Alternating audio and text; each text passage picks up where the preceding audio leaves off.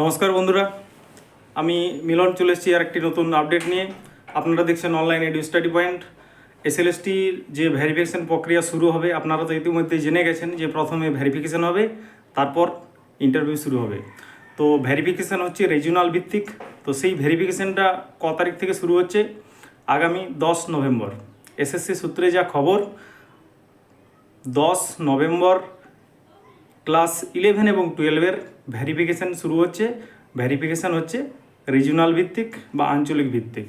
তাহলে মোটামুটি আপনারা একটা অনুমান করতে পারেন যে তাহলে ভেরিফিকেশান সেন্টারগুলো কোথায় হতে পারে আর কি।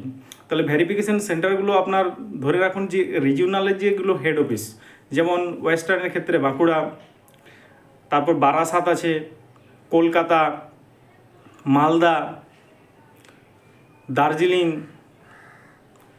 এই জায়গাগুলোতে যেগুলো হেডকোয়ার্টার আছে আঞ্চলিকের, সেই হেডকোয়ার্টারগুলোতে ভেরিফিকেশানটা হবে এবং ভেরিফিকেশান প্রক্রিয়া শেষ হয়ে যাওয়ার পরেই ইন্টারভিউ শুরু হয়ে যাবে।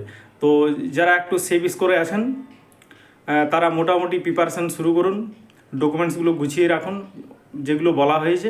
আর খুব শীঘ্রই আর কি এই কয়েকদিনের মধ্যে আপনারা এসএসসি দপ্তর পক্ষ থেকে নোটিফিকেশান জারি হবে। সেখানে কী কী ডকুমেন্ট লাগবে এক্স্যাক্টলি সেগুলো দেওয়া থাকবে, সেইগুলো দেখে নিয়ে ডকুমেন্টগুলো আরেকবার গুছিয়ে নেবেন। অন্তত 2 সেট জেরক্স এবং অরিজিনাল সমস্ত কিছু নিয়ে ঠিক সময় মতো উপস্থিত হয়ে যাবেন আর কি। ঠিক আছে, তাহলে বেশি চাপ নেওয়ার দরকার নেই। আর ফাইনাল আনসার কি এবং কাট অফ নিয়ে আর বেশি মাথায় টেনশন নিয়ে লাভ নেই, কারণ পর্ষদ তো যতদূর শুনছি আপলোডের কাজ শুরু করে দিয়েছে আর কি। আপনারা দেখবেন যদি গতকাল থেকে যে এসএসসির যেটা স্কুল সার্ভিসের যেটা ওয়েবসাইট, সেখানে যখন আমরা খুলছি ওয়েবসাইটটা, তখন মূল সাইটটা খুলছে, খোলার পর আমরা যেখানে মেসেজ নোটিশগুলো যেখানে দেখতে পাই আর কি, ওল্ড ওয়েবসাইট যেটা ছিল আর কি, যেখানে মেসেজগুলো ইয়েলো কালার যেখানে খুলতো দেখা যেত আর কি, সেটা কিন্তু খুলছে না। তাতে করে একটা বোঝাই যাচ্ছে যে ওনারা আপলোডের কাজ শুরু করে দিয়েছেন এবং পুরো এসএসসি দপ্তর লেগে পড়েছে খুব তাড়াতাড়ির মধ্যে প্রক্রিয়াটা কমপ্লিট করার জন্য। তো পজিটিভ থাকুন, ডকুমেন্টগুলো গুছিয়ে রাখুন, ইন্টারভিউ প্রিপারেশান যেমন নিচ্ছিলেন সেরকম প্রিপারেশানটা নিতে থাকুন আর কি। প্রথমে 11-12-এর ভেরিফিকেশান হবে, তারপর ইন্টারভিউ শুরু হবে এবং 11-12-এর ইন্টারভিউ শেষ হয়ে গেলেই একাদশ-দ্বাদশের ইন্টারভিউ শুরু হবে। তাহলে 10 তারিখ থেকে যদি ভেরিফিকেশান শুরু হয় তো 1 সপ্তাহের মধ্যে ভেরিফিকেশানটা কমপ্লিট হয়ে যাবে, তাহলে তারপরে ইন্টারভিউ শুরু হবে। তো আশা করা যাচ্ছে যে নভেম্বরের মধ্যে যদি শেষ না হয় তো ডিসেম্বরের মোটামুটি ফার্স্ট উইক বা সেকেন্ড উইকের মধ্যে কমপ্লিট করবে।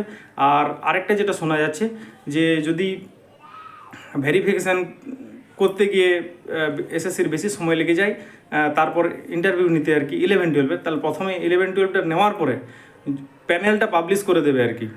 তারপর প্যানেল পাবলিশ করার পর যদি দেখা যায় যে যেটা ডেডলাইন দেওয়া আছে সুপ্রিম কোর্টের 31শে ডিসেম্বর, যদি সেই তারিখের মধ্যে যদি কমপ্লিট করতে না পারে, তো এটাও শোনা যাচ্ছে তখন এসএসসি একটা প্রেয়ার করবে সুপ্রিম কোর্টে, যে বিশেষ বেঞ্চ এসএসসির মামলাগুলো শুনছে সেই বেঞ্চে একটা প্রেয়ার করবে যে আমরা তো অলরেডি একটা প্রসেস কমপ্লিট করে দিয়েছি, আমাদেরকে আরও কিছুটা সময় দিন।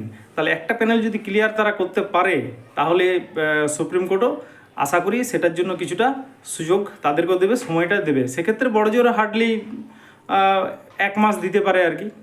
তো এই খবরটা আগাম দিয়ে রাখলাম যে 10 তারিখ থেকে ভেরিফিকেশন শুরু হচ্ছে। প্রথম হচ্ছে 11 এবং 12, আর ভেরিফিকেশন হবে আঞ্চলিক দপ্তরগুলোতে বা তার কাছাকাছি কোনো একটা জায়গায়। তো মোটামুটি একটা মেন্টাল প্রিপারেশন রাখুন।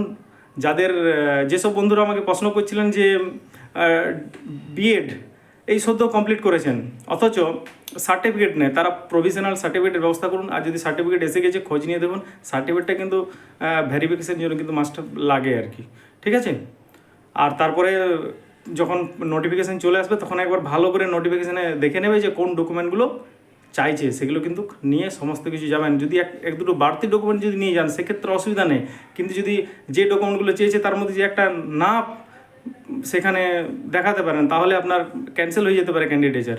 তো সবাই একটু এই ব্যাপারটা নিয়ে একটু সিরিয়াস থাকুন এবং প্রিপারেশান চালিয়ে যান। ক্লাসটা শেষ পর্যন্ত দেখার জন্য অসংখ্য ধন্যবাদ। যদি নতুন হয়ে থাকেন চ্যানেলে তো সাবস্ক্রাইব করে রাখুন এরকম আপডেট নিউজ পাওয়ার জন্য।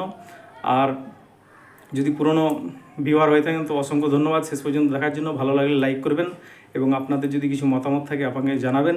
ক্লাসটা শেষ পর্যন্ত দেখার জন্য অসংখ্য ধন্যবাদ। ঠিক আছে।